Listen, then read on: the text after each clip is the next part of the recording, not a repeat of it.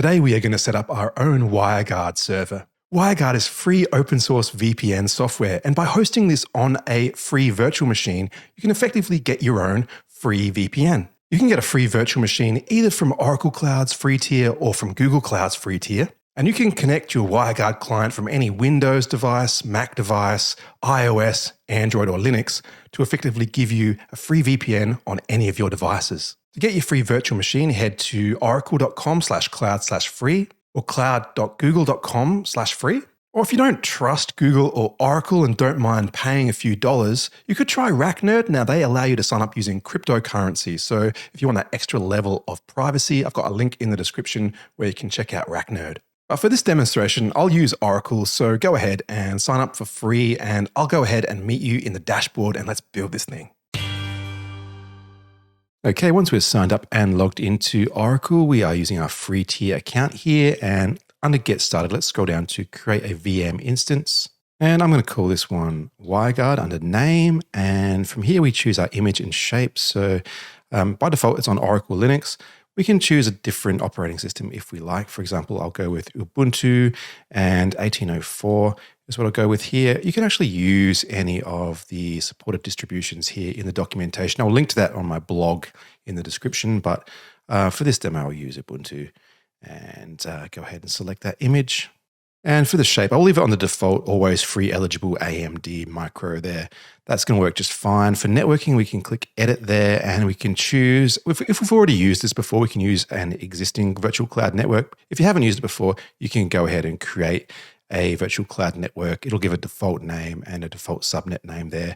Either way is cool. And now we want to use an SSH key. So we can generate one. I'm going to paste one in, and I like to use PuTTY to generate keys. So you can get that at putty.org for free there. So PuTTY comes with PuTTyGen. That's what I'm going to use to generate my key. So click generate, wiggle the mouse in there for generating random data, and that will create our key. So that'll come up in just a second.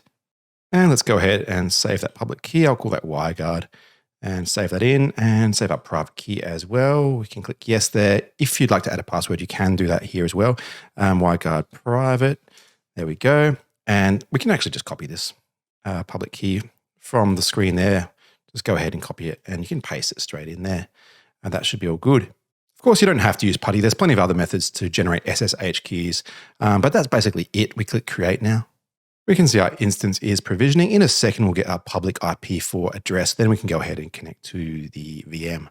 All right, so that took about a minute, and we've got our public IP address there. Let's copy that one. This one's green, it's running.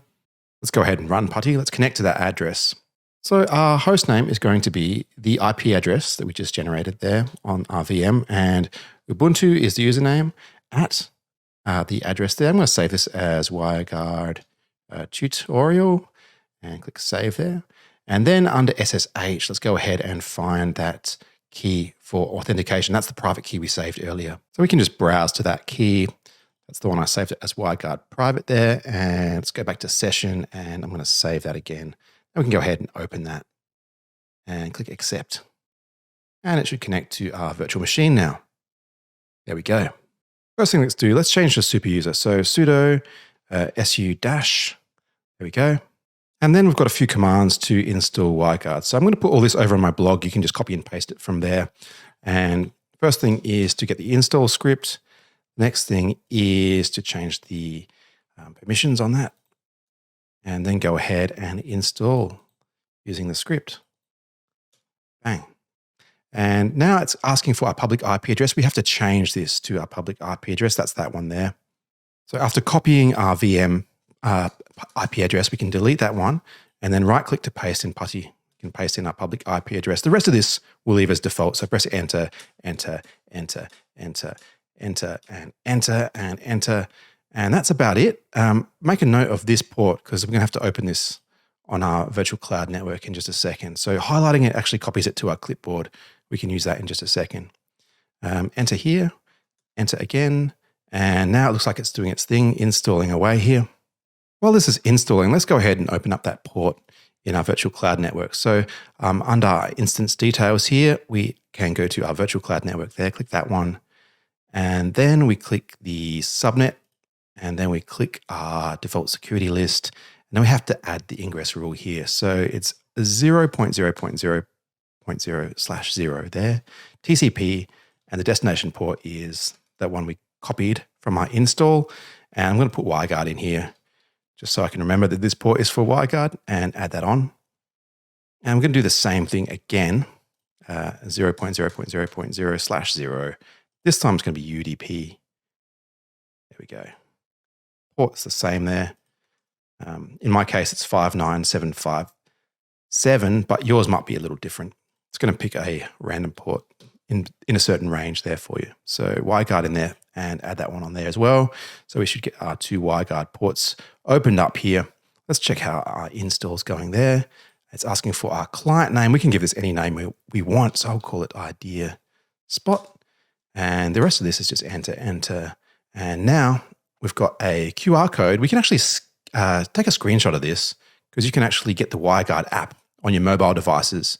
Use the camera on the mobile app, and that will link your mobile device to your VPN with that code. And the other way we can do this on our PC is we can get our conf file. It's under root client ideas.conf in my case. So we can have a look at that file and get the config that we need. But to view that file, all I do is type cat and then paste that path in there.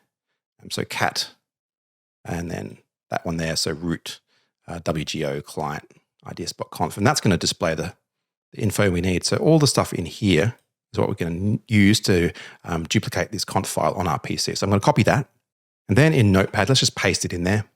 And then let's save this as the conf file. So I'm going to save it as type all files here, all files, and I'll call this idea.conf. So that's the config file that we use in our WireGuard client on our PC.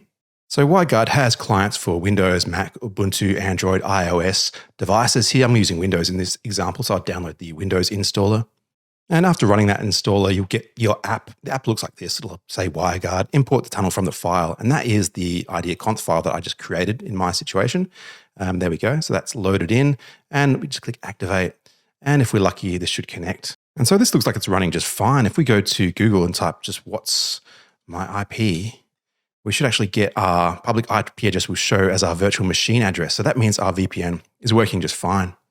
The other tool is what'smyip.com. You can see my machine is in Phoenix, Arizona. I'm actually in Australia, so this is working quite well.